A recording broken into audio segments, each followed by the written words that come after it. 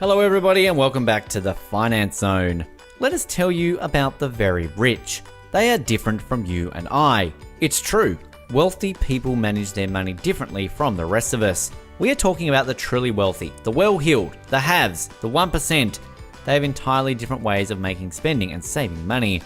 It feels like they have some secret knowledge that comes courtesy of their wealthy bloodlines. Still, without owning their riches, you can follow their best financial practices. In this video, we'll be talking about the secret the rich don't want you to know about. Make sure you're watching to the very end so you don't miss out on a single one of the ideas. Number 10, wealthy people make the most of their limited time and think positively.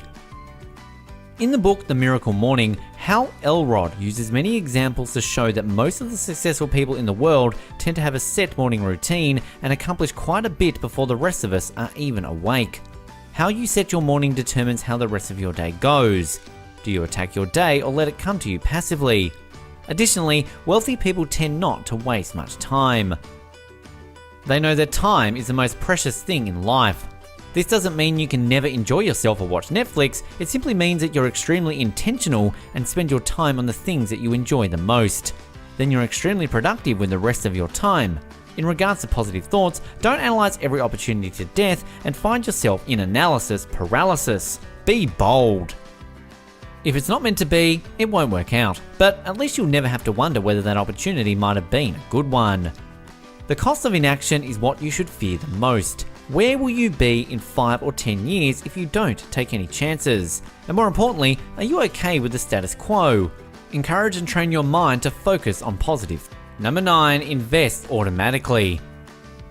Well-known billionaire and philanthropist Warren Buffett has popularized the buy and hold strategy that so many emulate. Followers of this strategy believe so strongly in investing that they do it as a matter of course. They do it for the long term, holding onto their investments for years. If they buy good companies, buy them over time, they're going to do fine 10 to 20 and 30 years from now, Buffett once told CNBC. To jumpstart, you can literally automate your investing. Stash lets you start investing for as little as $5. You set up this app to pull a select sum of money from your bank account at regular intervals. It funnels that money into a set simple portfolios reflecting your beliefs, interests, and goals. Number 8, get help. Millionaires get professional help. When they are not good at a particular project or field, they decide to look for different individuals to handle different projects. The rich have flying squadrons of financial planners, tax consultants, and stockbrokers to work their voodoo and maximize their money for them. Many successful people get that way by delegating the tasks to others for which they aren't necessarily best suited, like handling their financial planning efforts. Delegating to a professional can help you stay on track and avoid making expensive mistakes while you tend to your busy life. This, in other words, is a form of allowing specialization.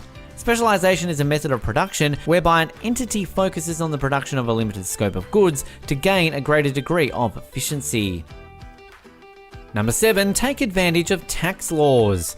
Millionaires use the system to their advantage. They make sound investment decisions that factor in tax implications.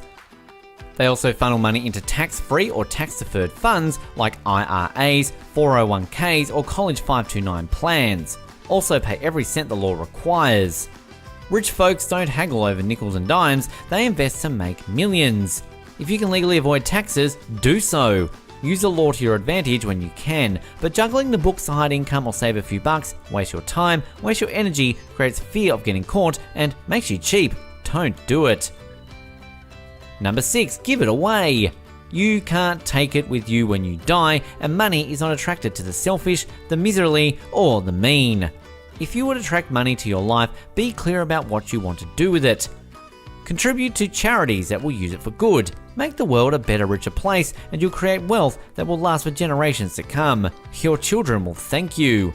Contributions and charity also add a good image to the public, and if you are in business, will definitely get your name in the good books to your market. Number 5, live below your means. Rich people know this. Wealth is accumulated, reinvested, used wisely, and given away. Living below your means doesn't mean you can't spend money on the things you love in order to enjoy your life.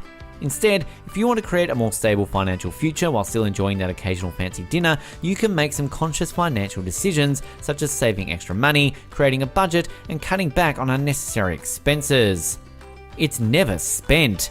Let the millionaire athletes and folks who win lotteries buy the fancy cars and flashy jewelry. If you want to achieve great wealth, live simply, invest wisely, and enjoy it all. Number 4, put in more than you take out. No one will pay you more than your services are worth. Get clear about that. You just can't fool people very long. Your services and your results must be far more valuable than the small fee you charge. Some people will rip you off, the rest will make you rich. All in all, while doing this, ensure that you put in good work. Number 3, invest in real estate. And no, you don't need millions. Millionaires own stuff. They diversify their portfolios. They invest in tangible assets like real estate that can produce income and grow in value over time.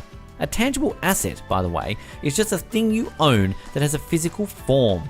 This covers everything from land to gold bullion to your cousin's beat-up used Toyota.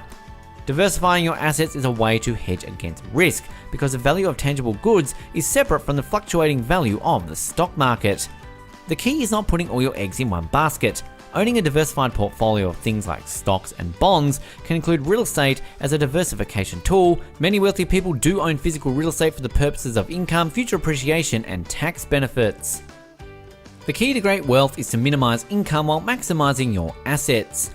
Income is taxed. Income gets spent. Think about all the cars, boats, diamonds, and houses people with huge incomes like to buy.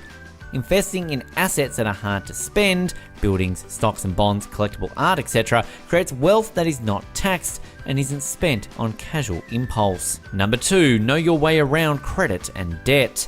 Millionaires know how to use credit and debt to their advantage. For instance, someone who's accustomed to dealing with large sums of money might feel more comfortable getting a short-term personal loan to start their own business, or more comfortable picking up a second mortgage to acquire some rental property.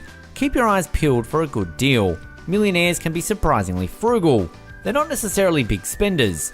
Knowing your rights and responsibilities as a borrower helps you deal with your lender. Even if you seek help to manage debt or handle disputes, or if you file for bankruptcy, you have rights as a borrower. They live below their means, so they can save and invest the difference. And at number 1, crack a book. Millionaires read, and not just for pleasure. They read to gain information. Self-made millionaire Steve Seibold interviewed more than 1,200 of the world's wealthiest people over 3 decades. He noticed they all had one thing in common: books are everywhere. Libraries, big and small, and bookstores are splattered all over college campuses and larger cities. They are filled with one of the most important things of all time: books. Those who read books appreciate the multiple places to find books. Those who aren't fans of books don't understand what can make readers want to obsess over books. There is a reason for their obsession though. You hear it all the time: read every day. They self-educated by reading. Walk into a wealthy person's home and one of the first things you'll see is an extensive library of books they've used to educate themselves on how to become more successful. Seibold wrote in his book, How Rich People Think. Thanks for watching. While you are here, go ahead and click on one of these 2 videos on your screen. See you there.